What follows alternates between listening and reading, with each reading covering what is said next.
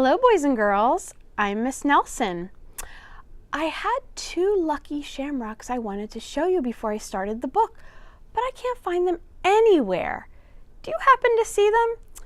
If you find them, would you let me know when you see me in school where they are?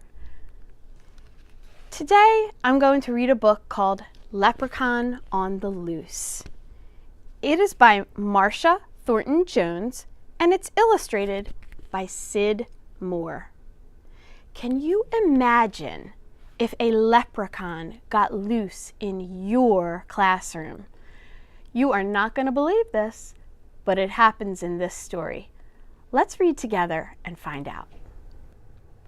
Leprechaun on the Loose by Marcia Thornton Jones, illustrated by Sid Moore. A leprechaun was loose in the classroom, and Sydney was the only one who knew about it.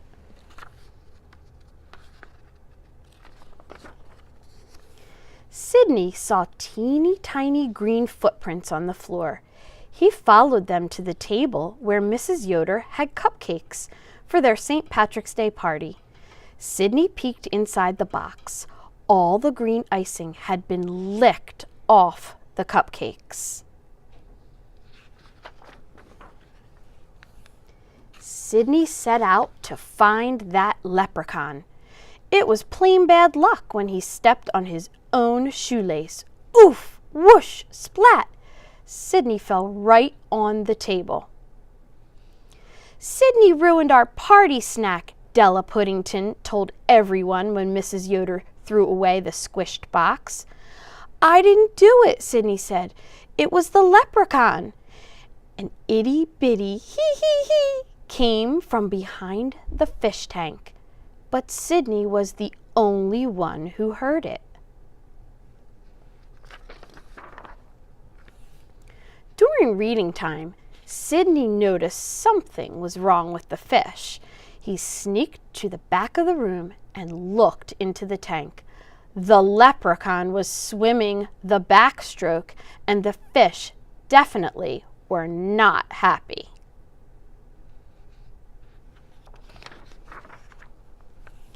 Sydney dove after the leprechaun. Plop, kerplunk, sploosh.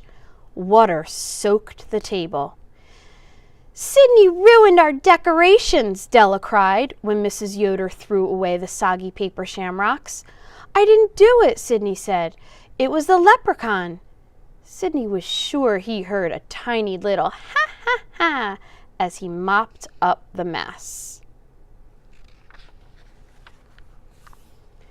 During science class, Sydney heard a creak, creak, creak coming from the hamster's cage.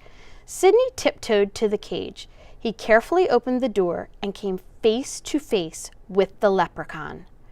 While Sydney and the leprechaun stared at each other, the hamster ran out the open door and across the table.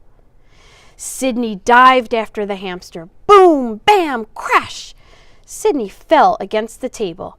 Juice went everywhere just as the hamster scurried out of sight. "Our juice is gone," Della said with a sniffle. "So are the decorations and all of our cupcakes. Sydney ruined our St. Patrick's Day party." Sydney was sure he heard a faint tee-hee-hee from behind the stack of reading books. Nobody believed that Sydney didn't do it. There was only one thing for him to do. He had to catch that leprechaun.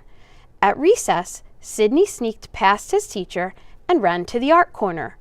Everything he needed was there. Sydney pounded and snapped and glued. "Perfect," he said when he finished his leprechaun trap. Then he hurried into the lunchroom and looked through the lunch trays until he found a stinky tidbit of corned beef.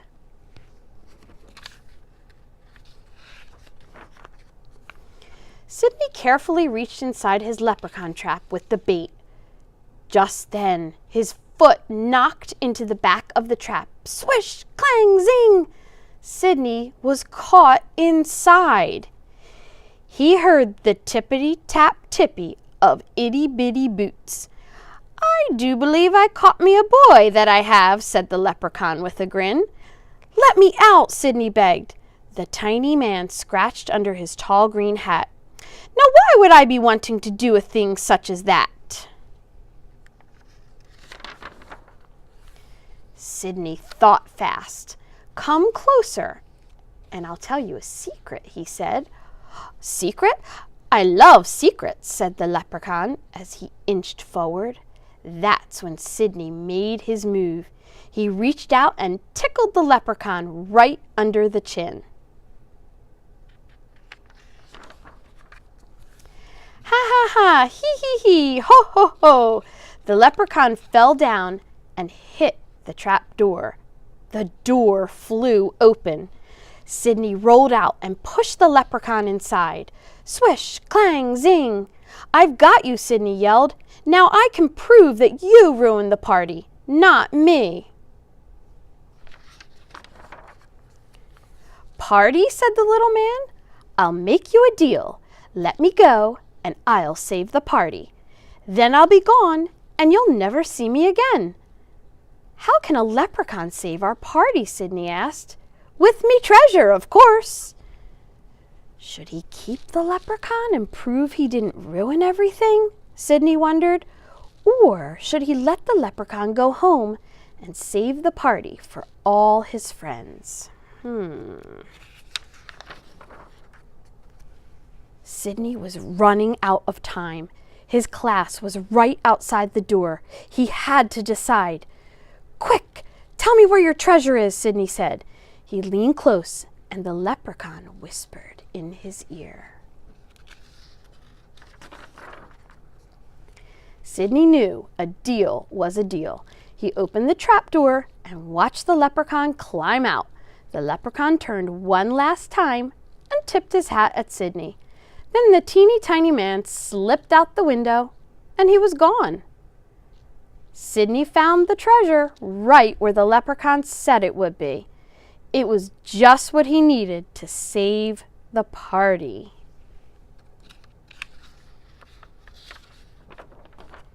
The class cheered. Even Della Puddington smiled at Sidney. Mrs. Yoder wasn't mad at him anymore, even if she didn't quite believe where Sidney got the party supplies. Sidney was able to forget all the trouble the leprechaun had caused. Then Sidney heard something terrible. "Excuse me, lad," said a tiny voice from behind Sidney's box of crayons. "I'm looking for me brother. Have you seen him anywhere?" The